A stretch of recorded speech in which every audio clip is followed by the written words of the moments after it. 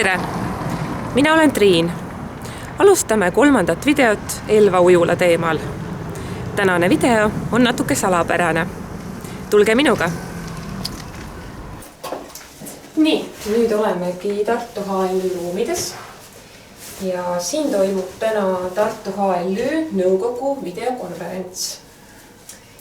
Seal esitab ühistu juht Andru Roos nõukogule ujula või veekeskuse võimaliku asukoha, ehitusplaani ja muud sellist.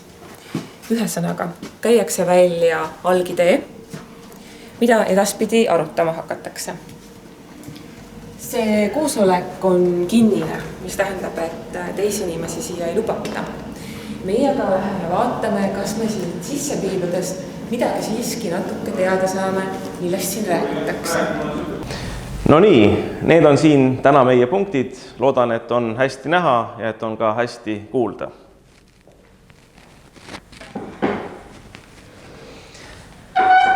Aga alustame. Kõigepealt asukoht. Mu meelest on 5 rohkem või vähem loogilist varianti. Kõigepealt esiteks Arbi järve äärde praeguse kooli spordimaja kõrvale. Tegelikult ei ole see hea variant, kuna külge jääks kooliujula kuvand ja seetõttu ei hakkaks keegi peale kooliõpilaste sellises kooliujulas käima. Teiseks, Arbi järve äärde endise Tondilossi asemele. Pluss on see, et see on kesklinnas, miinus võib olla see, et kui teha suur veekeskus või selline ujula, kus hakkavad käima ka teised inimesed peale kooliõpilaste, siis ummistab see liikluse ära. Kolmandaks, Elva rannu tee ääres. Seal on palju tühja maad, on hea ligipääs, see on päris hea asukoht. Neljandaks, lasketiiru juures. Asukoht on hea, samas suurelt teelt ligipääs halb. Viiendaks, Tartu maantee äärde Vestika Kulbilohu piirkonda. Seal on palju vaba maad ja on ka väga ilus vaade väikese mäeveerekese pealt Elvale. Ligipääs on hea, on piisavalt maad ehitamiseks, arendamiseks ja tulevikus, kui veekeskus juba töötab, parkimiseks. Edasi, kas ujula või veekeskus?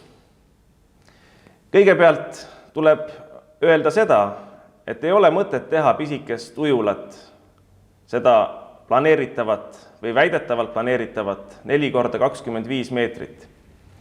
Sest selliseid pisikesi kögatseid on iga nurga peal, igas omavalitsuses peaaegu ja Tartu oma auraga ja tulevase Lõunakeskuse veekeskusega on ka väga ligidal. Seega pisikes ujulaga ei tooks mitte kedagi Elvasse, mitte kedagi maksujõulist ja sama hästi võib sellise pisikese kögatsi peale raha kulutamata jätta ja kokku hoitud rahaga lapsi Tartusse edasi sõidutada. Mis on meie eesmärk? Eesmärk on tuua Elvasse, Elva valda inimesi ja tuua koos inimestega raha, omanikutulu. Sellest peame lähtuma ka Elva veekeskuse rajamisel. Teiseks,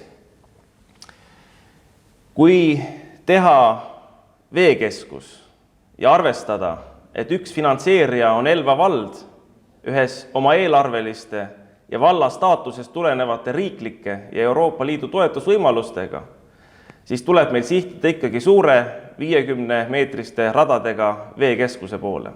Tuleb rajada suur veekeskus. Kolmandaks, see veekeskus peab olema eriline ka tehnoloogiliselt.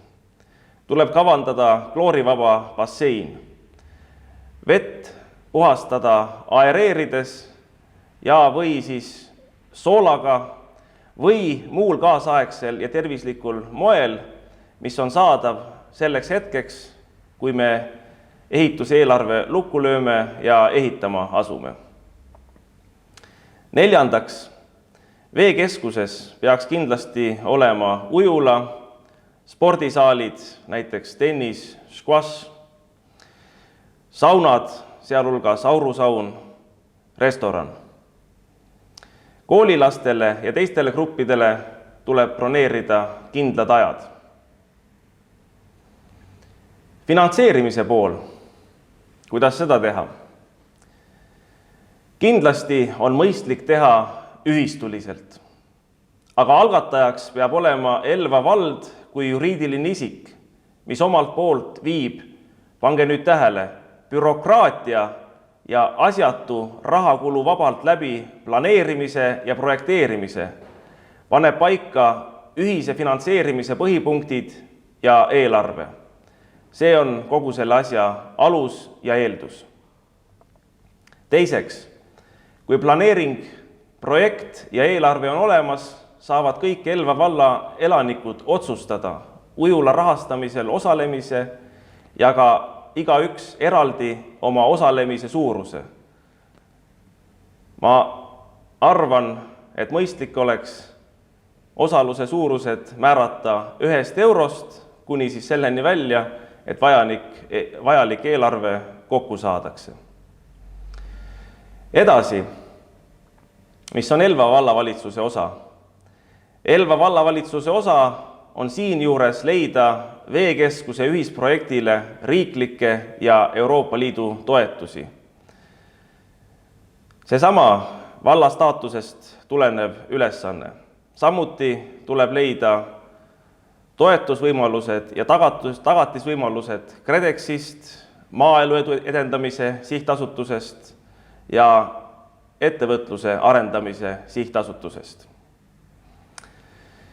Nüüd, kui kriitiline rahamass on koos, siis tuleb alustada ehitusega ja ehitus lõpuni viia ja seejärel veekeskus avada.